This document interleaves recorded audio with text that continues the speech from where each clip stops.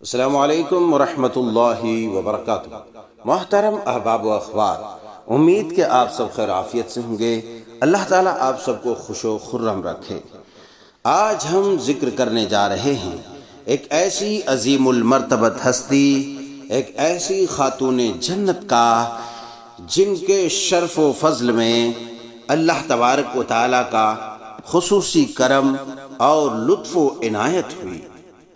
ہم اس عظیم ہستی کا ذکر کرنے جا رہے ہیں جن کے گھر میں نبی کائنات علیہ السلام ایک لمبی مدت تک مہمان بن کر کے رہے، جن کے گھر کے سامنے نبی کریم صلی اللہ علیہ وسلم کی مبارک اونٹنی کی لگام پکڑ کے جبریل نے اونٹنی کو ٹھہرایا، جن کے گھر میں 7 ماہ تک آپ نے قیام کیا اور جن کے کھانوں کی آپ نے تعریف کی اور جن کے شرف و فضل میں آپ نے بڑے ستائشی کلمات فرمائے۔ وہ عظیم خاتون، عمدہ اور بہترین سوچ رکھنے والی کہ جب ام المومنین سیدہ عائشہ صدیقہ رضی اللہ تعالی عنہا کے مبارک ذات پر الزام و بہتان کا امڑتا ہوا سیلاب آیا، اس وقت جنہوں نے بہترین الفاظ، بہترین نظریات، بہترین خیالات کا اظہار کیا، وہ خاتون ہے خاتون جنت ام ایوب الانصاریہ رضی اللہ تعالی عنہا۔ نزلت علی قوم بأیمن طائر لأنك ميمون السنا والنقيبة فيا لنبي النجار من شرف به يجرون أذيال المعالي الشريفة۔ آپ مبارک سفر کے ساتھ ایک قوم پر اترے اس لیے کہ مبارک بلندیوں اور اچھے حسب و نسب والے ہیں۔ بنو نجار کو یہ شرف مبارک ہو، انہوں نے میزبانی کا شرف حاصل کر کے بلندیوں کو اپنی طرف کھینچ لیا۔ وہ تاریخ کا روشن دن تھا جس دن نبی کریم حبیب کبریا جناب محمد رسول اللہ صلی اللہ علیہ وسلم مدینہ منورہ تشریف لائے۔ گھر اور گلیاں تحمید و تہلیل کی معطر صداؤں سے گونج رہے تھے۔ خدام اور بچے یہ کہہ رہے تھے کہ اللہ اکبر، رسول اللہ صلی اللہ علیہ وسلم تشریف لے آئے، اللہ اکبر، حضرت محمد صلی اللہ علیہ وسلم آ گئے، اللہ اکبر، اللہ اکبر، اللہ اکبر، رسول اللہ صلی اللہ علیہ وسلم کی تشریف آوری ہو گئی۔ شاندار طریقے سے انصار نے نبی کریم صلی اللہ علیہ وسلم کا والہانہ، محبتانہ اور معدتانہ استقبال کیا۔ سب انصار آپ کے ارد گرد جمع ہو گئے، ہر ایک اپنی اونٹنی کی لگام پکڑے ہوئے یہ امید کیے ہوئے تھے کہ آپ ان کے پاس رہائش اختیار کریں۔ آپ ان سے فرماتے، خلو سبیلہا فإنہا مأمورہ، اس کی راہ چھوڑ دو، یہ حکم کی پابند ہے۔ سبحان اللہ۔ اونٹنی مسلسل چلتی رہی اور وہ اس جگہ آ کر بیٹھی جہاں آج مسجد نبوی بنی ہوئی ہے۔ پھر تھوڑی دیر بعد وہ اٹھی اور تھوڑا سا چلی، پھر اس نے ادھر ادھر جھانکا، واپس ہوئی اور پہلی جگہ پر آ کر دوبارہ بیٹھ گئی۔ آپ اس سے نیچے اتر آئے، یہ آپ کے ننیال بنو نجار کی جگہ تھی۔ سامنے حضرت ابو ایوب انصاری رضی اللہ تعالی عنہ کا گھر تھا۔ رسول رحمت صلی اللہ علیہ وسلم نے فرمایا، یہی ہمارے ٹھہرنے کی جگہ ہے۔ سبحان اللہ، یہ تو ابو ایوب کی قسمت جاگ اٹھی تھی۔ حضرت ابو ایوب اور ان کی بیوی دونوں جلدی سے آگے بڑھے، آپ کی سواری کی لگام پکڑی اور اپنے گھر لے آئے۔ جب آپ نے یہ منظر دیکھا تو ارشاد فرمایا، المرء مع من احبا۔ سبحان اللہ، معنی یہ ہوا جو جس سے محبت کرتا ہے وہ اسی کے ساتھ ہے۔ سبحان اللہ۔ بنو نجار کی بچیاں نبی کریم صلی اللہ علیہ وسلم کی تشریف آوری پر خوشی سے باہر نکلی اور آپ کے پاس کھڑی ہو کر یہ گیت گانے لگی، نحن جوار من بنی النجار یا حبدا محمد صلی اللہ علیہ وسلم من جار، ہم بنو نجار کی لڑکیاں ہیں، واہ واہ حضرت محمد صلی اللہ علیہ وسلم جس کے پڑوسی بنے۔ رسول اللہ صلی اللہ علیہ وسلم نے ان سے کہا کیا تم مجھے پسند کرتی ہو؟ سب نے کہا ہاں ہاں۔ آپ نے ارشاد فرمایا اللہ جانتا ہے کہ میں بھی دلی طور پر تمہیں اچھا سمجھتا ہوں۔ سبحان اللہ۔ ام ایوب رضی اللہ تعالی عنہا کے گھر خیر و برکات اور ثمرات کی بارشیں ہونے لگی۔ نبی کریم صلی اللہ علیہ وسلم کا نزول اجلال بنو نجار کے محلے میں ہوا۔ اللہ تعالیٰ کی طرف سے اس کا انتخاب بڑی فضیلت اور برتری کی بات تھی۔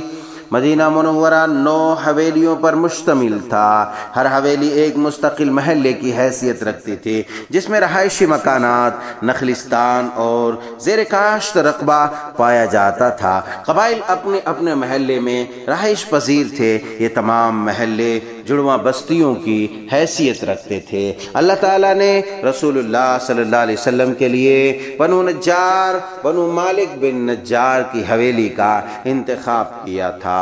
سیدنا حضرت ابو ایوب الانصاری رضی اللہ تعالیٰ عنہ میزبان رسول صلی اللہ علیہ وسلم بننے کی وجہ سے قابل رشک تھے۔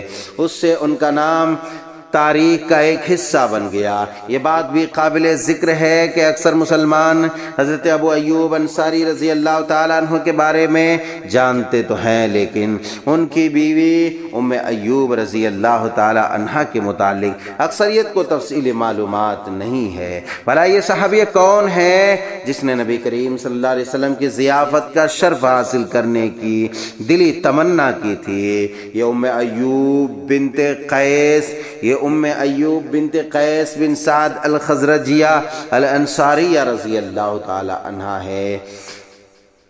یہ ان عالمہ فاضلہ خواتین میں سے تھیں جنہوں نے فضل و شرف اور عبادت گزاری میں بہت پیش رفت کی۔ تاریخ کے حافظے نے ام ایوب کا نام تو یاد نہ رکھا، البتہ ان کی کنیت ان کے نام پر غالب آ گئی۔ ان کے بارے میں یہ مرقوم ہے کہ جب سے ام ایوب نے ہجرت سے پہلے مسلمان ہونے کا اعلان کیا تو خیر و برکت ان کے گھر میں اتر آئی، اور اس خیر و برکت اور سعادت میں اضافہ اس وقت ہوا جب نبی کریم صلی اللہ علیہ وسلم نے ہجرت کے بعد ان کے گھر میں قیام کا ارادہ ظاہر کیا۔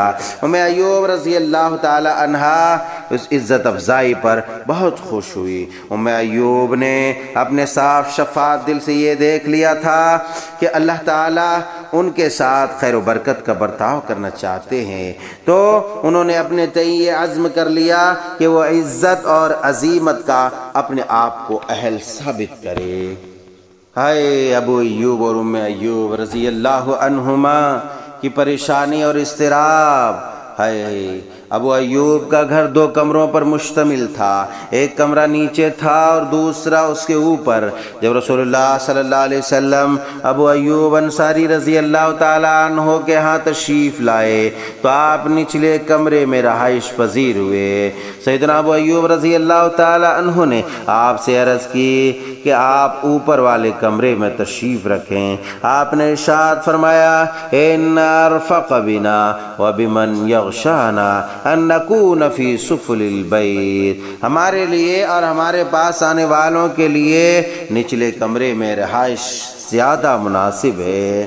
سبحان اللہ۔ ابو ایوب انصاری اور ام ایوب انصاریہ رضی اللہ عنہما اوپر والے کمرے میں چلے گئے، لیکن نیند نہیں آ رہی تھی۔ وہ دونوں بغیر کسی حس و حرکت کے دیوار سے لگ کر بیٹھ گئے کہ کہیں چھت کی مٹی اڑ کر نبی کریم صلی اللہ علیہ وسلم کے لیے تکلیف کا باعث نہ بنے۔ سبحان اللہ۔ وہاں یہ واقعہ رونما ہوا کہ پانی کا بھرا ہوا گھڑا ٹوٹ گیا۔